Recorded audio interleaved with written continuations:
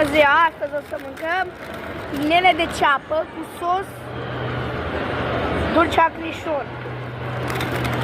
Așa că o să începem acum. Mai întâi deschidem sosul dulce acrișor.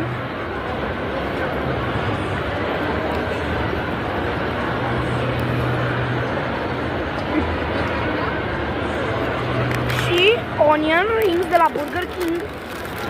Da, să le pun aici.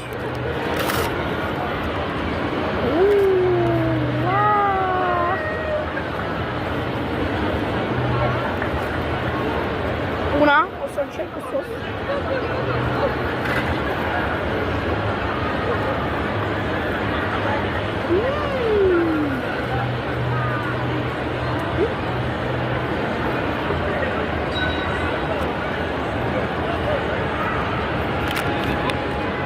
No, this is super bun.